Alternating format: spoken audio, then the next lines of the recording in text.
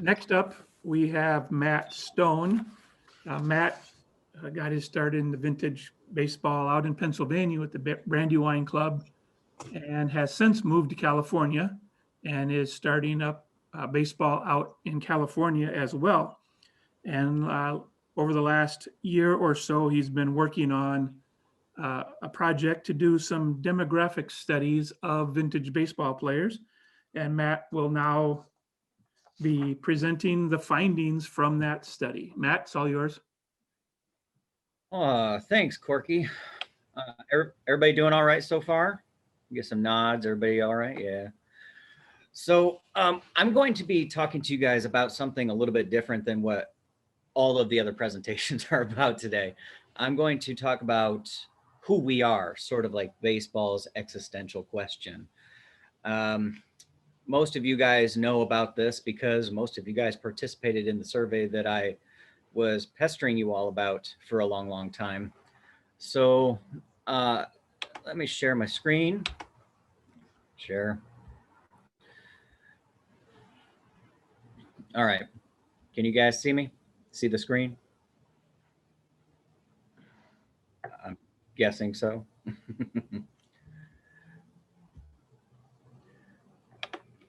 Yes, we can see it, Matt. I can see it. Okay, good. Yeah, so I'm calling it the ladies and gentlemen of vintage baseball. As I said, it's sort of like a demographic study. See, because a lot of us, we have a pretty good idea of who we play with and who we are, but we don't have any proof of that. So that was sort of the reason that I thought maybe we should at least try to figure out who exactly participates in this game. But then you might ask yourself, well, why? Why does that matter? We play who we play, and that's all good. Well, the reason that I was interested in it was because, as many of you know from last year's presentation, I tried to start my program out here in California by writing up grants and trying to recruit funding by that sort of means. One of the questions that I kept getting was, who is the audience? Who is it that's supposed to be participating in this thing? And while I could answer that to a pretty decent level because I have been playing this for, half a decade or more, I couldn't give them any proof of who participates. And that's something that some of these funding agencies want. They want to know who it is that would benefit from them giving money to a program. So that's why I wanted to know. But as I was going through this and kind of learning a little bit about who we were and who we might want to be, I thought, well, there's some other reasons that we might want to know. Perhaps community programs. So say you want to work with a local historical society or even a local town, and they have this program where they're trying to seek out a certain group of people. Perhaps you have a historical society that is just aging out of itself. This is something that's a problem for me locally. A lot of the people associated with the historical society are in their 70s and 80s, and they're just not going to be around for much longer. So they were seeking out some people to start becoming a part of the historical society that were much younger. And as you'll see, yes, we are much younger than 70s or 80s, but we're not spring chickens necessarily. But we wanted to maybe think about some community programs. That's another good thing that we might want to know this information for. And once I started going through the data, and you guys might probably understand this, we have a very strong contingent of certain demographics. Is that good? Is that bad? That's up for debate entirely. But perhaps there is an opportunity to use this data to reach out to other demographics in some way, if that's something that we're interested in. And then finally, recruitment and expansion, which is the same thing. I'm guessing that most everybody that's on this call has been in discussions with how challenging it is to field a full team at some point or another. Maybe not the Muffins, but most of us. Recruitment is challenging, and so when I go out and I say to somebody at some bar or whatever that I'm having a beer at, you want to come and play? They'll look at me and they'll say, are you kidding me? I'm like 53. I'm married. I have kids. Well, this information will tell you and tell them you're not the only one that's 53 and has kids. So we can use this information for recruitment. Like, just because you're 53 and have kids, that doesn't mean that you can't play. So those are the few reasons that I came up with that seemed logical to try to understand why it is we do what we do and who we are. Now, I think most everybody knows how we answered this question. I just went on SurveyMonkey, created an account, and then I just broadcasted it as much as I possibly could. I hit up all of the social media that I know, mostly Facebook, Instagram, and Reddit. But I'm pretty sure that I ended up getting one or two requests on whatever the other ones are, Twitter. I don't know, TikTok. I don't really know a lot of them. But I created this so that it is 100% anonymous. There isn't a single thing that I know about any one of these people. What comes out is just a number. In fact, I wanted to show you guys what my output is. So this is an example. This is something that a lot of people are really concerned about.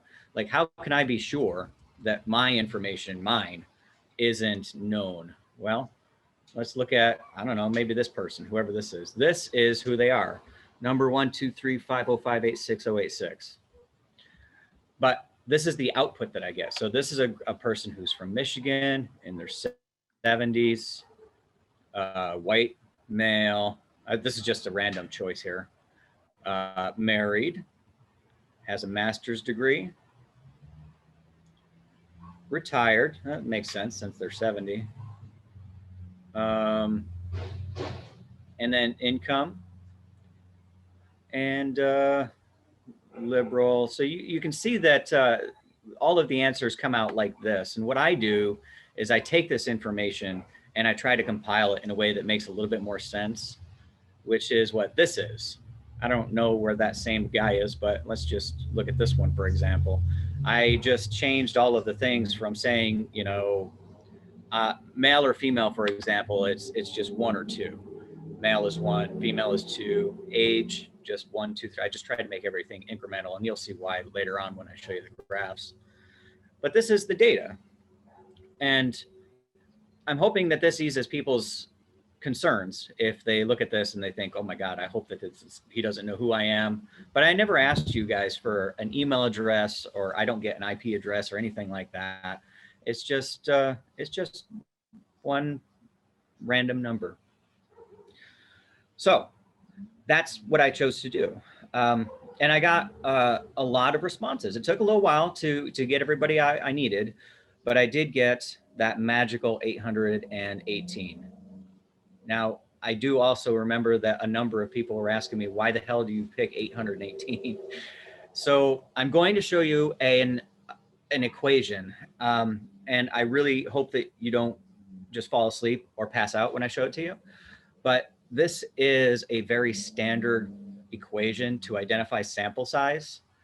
And I'm not going to talk about this in any detail at all, except for one variable, and that's this one. N is the total number of vintage baseball players. After having discussions with Gary and with Corky and a handful of other people, we kind of came to this more or less conclusion that there are probably around 3,500 total vintage baseball players in the country, based on how many teams there are and a rough estimate of how many players might be on a team. And the goal here is to have enough of those 3,500 respond so that we have as tight of a peak right here as we can possibly get. Now, if you remember, there was an election not long ago, and there were polls all over the place, and they always tried to go within 3 to 4% margin of error. And I'm going to tell you what that means. But essentially, if you have a very flat curve like this one right here, this 10% one, there's just not a very good representation of the data. The tighter the curve, the more likely it is that the answers you get represent the entire population. So with that weird equation that I just bored you guys with, I came up with a sample size of 818 to give us a 3% margin of error, right? So if 90% of people say that their answer is whatever it is, it's actually a range between 87 and 93%. So what we wanted to do in this regard was we wanted to essentially reduce the error bars. All right. So if you look at this top one here, that error bar is very large. That represents a 10% margin of error.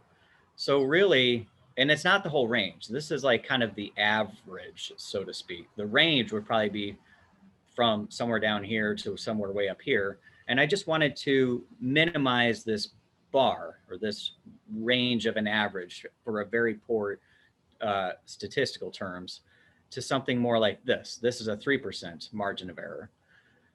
And so that's why I kept pestering people until I got to 818. And I did it. We did it. Congratulations, everybody. We got to 818. And in fact, we went above that. So first, I want to say thanks to everybody who participated in this. And I want to say special thanks to everybody at VBBA for helping to spread the word on this thing. Because we ended up with 837 respondents. So I'm going to go through these results. And it's literally just going to be a presentation of results. I'm not really going to go into too much detail with like more advanced statistics. I think that it's not terribly important at this time to know if there's a significant difference between two different variables. That's not important to us. We just want to see who we are. So that's what I got here. Now, when you look at this particular graph, well, it's not a graph, it's a figure. You can see that California, Michigan, and Ohio are represented extremely well. In fact, they all had over 100 respondents. I just put greater than 75 because there were no respondents between 75 and 100. So they all had over 100 respondents. I'm thinking that might be a little bit farcical because I am in California and I know everybody here. And I asked and asked and asked and asked and asked. So I got a very good representation of who's in California. And then, of course, Michigan and Ohio. I think that that's, and I think that most people might agree that that would be more or less the hub of Midwestern vintage baseball with, of course, Illinois in there. You can also see that Tennessee has some good representation from that association down there. Same with Arizona. And then the Northeast, we managed to get pretty good representation out of New York and Pennsylvania. But if you look at this, you can see the vintage baseball is represented in 34 out of 50 states. That's 68% of the states that have somebody responding from it. Now, I also had a couple of responses that I'm not convinced were truthful. I had somebody say that they're from Norway. And I had somebody say that they're from Guam. So I chose to not include them because they just didn't make any sense to me. At any rate, this is our distribution. So now I'm going to go through and I'm going to show you the responses to the various questions. And you guys might remember this. What was your age? Roughly a third of the responses came from the 30 to 39 bracket. Roughly a third came from the 40 to 49 bracket. So what that tells me is that most of us have reached a point in our lives where we want to seek out opportunities to play an outdoor game, and perhaps we have gone beyond our competitive opportunities. And so this is where most people find themselves, once they get into their 30s. That was certainly the case for me. Next question was gender. Ladies and gentlemen, we're mostly males. 94% of the responses were male, just 6% were female. But it was nice to see that there were some females participating. So 6% out of 837, that's what, like 50 or 45 or 50, something like that, women that responded. So good information to have. What is your marital status? Okay. So it turns out most of us are married or have been married at some point. Only 14, well, I guess maybe 17% of the respondents were never married. And I guess that's probably what the domestic partnership kind of entails as well. A couple of people chose not to answer, but you can see that most everybody who participates is married, which kind of makes sense because, as I showed you, we're generally up into our 30s or older. Children. And these are exactly the questions that I asked. Do you have any kids? Well, 2/3 of the responses say yes. Most everybody has kids. Now that could be interesting information, and I'll talk about that in a little while. Highest level of education. There are only a handful of people who don't have a diploma or a GED, but there are also a handful of people who are under the age of 18. So maybe they go hand in hand. Generally speaking, it does look like most everybody has an advanced degree, actually. 37 plus 23 plus 4, yeah, that's like almost 2/3 of the responses. People say that they have advanced degrees beyond high school. That's amazing. Ethnicity. I can't imagine that this surprises a lot of people, but yep, 94% of the responses were from white folks. Just a handful of people responding saying that there are some other different race. 0.36% African American. I think that really comes down to 3 or 4 responses in total. And yeah, there's probably more than 3 or 4 people who participate that are African American, but only 3 or 4 responded to the poll.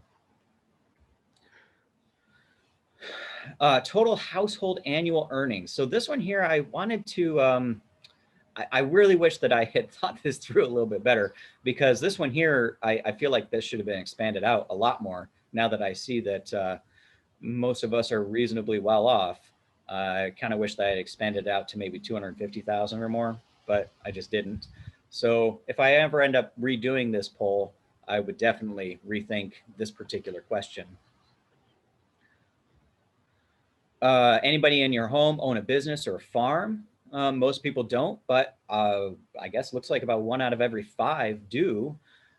Well, I mean, there are probably 10 people on your team. Chances are okay that 1 or 2 of those people on your team might own a business or a farm. Now, why would that matter? Well, maybe there's an opportunity for marketing crossovers or sponsorships or something like that. Something to kind of keep in the back of your mind if you are either a homeowner or a business owner rather, or a team administrator. The political leanings is the one that I got the most backlash on. A lot of people really didn't want me to tell them, or didn't want to tell me this. That's why I had 13% say they didn't want to answer. I wonder if this would have been a different response if it hadn't been like during the election cycle that I did this. But again, I don't know who anybody is, but it looks like it's more or less half and half of the 2 big parties, and then a bunch of other folks say libertarian or independent. I could have put in a bunch more other ones, but I couldn't really think of them, except for like Green Party or something. Housing situation, most people own a home. I don't know who these folks are that can occupy without payment, but good for them. I'm guessing maybe live with their parents or live with their kids if they're a little bit older or something like that. And then this one here was, I asked, what is the furthest you've ever traveled by car to a vintage baseball game? This is another one that I really wish that I had thought a little bit more about when I created the poll, because when I travel, the furthest I have ever traveled was, I think, 250 miles. And turns out you folks in the Midwest, you travel a long way. So I kind of wish that I had increased, had 400 to 500, maybe up to 700 miles, because I guess that uh, especially folks in the Great Plains, you guys really truck it in order to play some games. So that was all the answers. Those are the results. And here's what it boils down to. The typical baseballist is me. Married, educated, 30 to 49-year-old homeowning male, political leanings are varying, expendable income, and willing to travel extremely far for games. That's an interesting statement, and it's not a surprise, but you got to remember that, yes, that is true. That is the typical player, but it's not all the players. You look at this photo, and this is a really old photo from the very beginnings of what we were doing in California. And you can see that we have a handful of older people, definitely beyond the age of 49. We have at least one gentleman who's African American. We have a bunch of youngsters out there that are under the age of 30. So what our data shows is that we know what the typical group is, but we also have a pretty good idea of what the atypical sort of tails are on a statistical graph. The reason that this information can come in handy is, well, there's many reasons. We're going to start with talking about money, the reason that I did this. Say you want to find sponsorship with some sort of a local business. Maybe you want to reach out to, I don't know, some local version of something like a Chuck E. Cheese or something like that. Well, you can take this data to them and you can say 2/3 of the people who participate in this have kids. And about half of those kids are under the age of 18. So, if you're looking for a group of people who can provide families to come to your business, here we are. Or perhaps you're looking for, or you're looking at maybe a sponsorship from a brewery. Well, maybe that brewery is looking for people college age. I should hope not, because most people college age are under 21, but maybe graduate school age. Perhaps this might be a group that could or could not be sufficient for what their target demographic is. We're generally middle-aged folks, which means we can definitely go to a local brewery and have plenty of drinks if we want to. And many breweries these days are trying to maximize their availability, I guess. So they'll allow kids to come in as well. And I see plenty of families around here that do that sort of thing, take their kids to a brewery. Me too. I do it too. Perhaps, there's a historical entity that's trying to increase their visibility. Same deal. Like what I was talking about a little bit earlier, if there's a historical society that is that really wants to find a way to broaden their base, if they were to reach out to us, or we were to reach out to them and say, look, we can take your historical entity and put it somewhere different. It doesn't have to be in downtown whatever town. It can be on a baseball diamond somewhere. Excuse me. For me, that was the last two. It was, I wanted to try to find funding with either foundations or with grant institutions. And so that's what I did. I was able to recruit funding from each of them. Whoa. And I would have liked to have been able to give them this data a little bit better. But now that I have the data, if I want to recruit funding through one of these things, I can now. The next thing I wanted to talk about, excuse me again, is, you remember at the beginning I had this diversity question mark. So what I can see right here is most of us are white, most of us are male. Okay. Most of us are educated. Most of us are a little bit older. That's all well and good. I think most people might say that's perfectly fine. But perhaps there's somebody out there who looks at this and says, is there something wrong? Should we be trying to reach out to more non-white people? Should we be trying to reach out to more females? Should we be trying to reach out to more people who are young, maybe younger? This is the sort of data that you can look at and say that with evidence, this is proof that we're not a tremendously diverse group of people. And perhaps you can use this and create your own diversity program if you want, or if you think it's necessary. Most folks might look at that and say, well, it was pretty much white men who would play this game back in the day. But, vintage baseball, yes, there is the historical component, of course, and I'm down with that.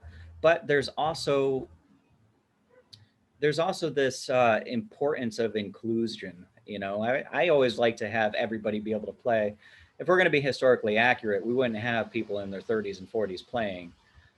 So why can't we be also non-historically accurate and allow and try to recruit more non-white people or females? Just something like sort of food for thought, which we can discuss in a couple of slides if we want to. The final thing that I wanted to point out was recruitment. Remember at the beginning, I said something about recruitment and people making up excuses. This is my excuses slide. I can't play because I'm married. I can't play because I have kids and they take up time. I can't play because I'm old. Well, this here is evidence that everybody is old and married and has kids, or not everybody, but most of us. So you can use this and say, look, I've got proof, like 70% of all the people that play this are married. There's no reason that you can't come play too. Just come give it a try. So that's what I wanted to do all here. I wanted to just get the information, put it in graphic form. If anybody ever wants this, I'm happy to give it to you. I'm hoping that I can get into some sort of a publication of sometime down the road. That's a little bit more challenging than I thought it was going to be, but I think I can get it done. At any rate, this is the data. So it's for everybody. You can use it however you want to. I can even provide the raw data. Again, there's nothing personal about any of it. Nobody knows anything about any individual person. So with that, I will allow you guys to ask me some questions. Thank you very much.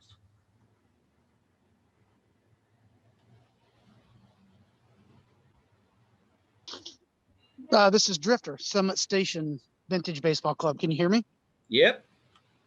All right. Well, this segment touches on what I'm running up against with trying to start a new team in Champaign. This was very, very informative. It's what I have actually been trying to do is actually target a diverse crowd. Just the area that I live in, outside of Champaign, that has actually harmed me by stating that openly, that this is going to be a diverse team, and you can expect that. So I've had a lot of people walk away from me because of that. It is what it is. It's their choice. But I have been trying, yes, to get Black men onto the team and ladies onto the team. I've really struggled. It's the first thing I run across is I had no idea this even existed. I have heard that so many times. I wish I had $1 for every time. Nobody's heard of this. So we seem to have an advertising problem. I don't know what to do with that. I'm trying to get myself on a local sports radio show for this little jamboree that I have coming up in Philo at the end of May. Thank you, Gary, for coming to that, by the way. Appreciate it. It's going to be a promotional event. That's what I'm trying to do. I'm going to try to get some Channel 3 news there and a radio show going about it. But it surprises me the amount of problems that I've had in Champaign, Illinois, because it is your demographics. That is Champaign, Illinois, down to the very last person. Mm-hmm. So it surprises me that I've struggled so much getting people to join the team up there. Yeah, I don't. The way that you market it, and It really depends on how you plan on running the team. This here is just this. I'm just providing the information, and you can probably ask some other team members or other team administrators how they might approach it. That's not really a problem for me. I mean, because I live in California, it's a pretty diverse area. So unfortunately, I can't really give you any good feedback on that. Your best bet would probably be to talk to some other folks in the Midwest on that. But now you at least have the information to dig into. Yes. I've actually had some input from Gary and a few other guys around this area, this part of the country. It's been very helpful. I think the COVID has hurt me with that going around, the pandemic. That's hurt me getting a team going. Yeah. There's a few other things. I've deliberately been staying away from the rec leagues, the softball rec leagues, but I may have to punt on that one and bite the bullet and go do it. Yeah. It's I've played in those rec leagues. That's not really the type of person I'm looking for. Yeah. Well, good luck is the best I can say. We all know that recruitment is extremely challenging. I'll just respond to a couple of these things that I see in the chat. Makes you wonder whether anyone owns a farm, consider building a field of dreams to guarantee a place to play ball during the pandemic. From Bill Helm. Yeah, man. If there's somebody that owns a farm and you're willing to, give up a couple of acres so that you could play, holy cow, that would be amazing. I come from a town called Kennett Square, and Kennett Square has its own field of dreams. The Kennett Square Mohicans, it's phenomenal. And if there's anybody out there that owns a farm, reach out to your team administrators, because that is something that everybody wants to do. Diversity point, thank you, Bob. And then to Gary, yeah, of course, I would be happy to try to publish a summary of that research in the newsletter, and that way everybody would have access to it. I'll put all the graphs in there.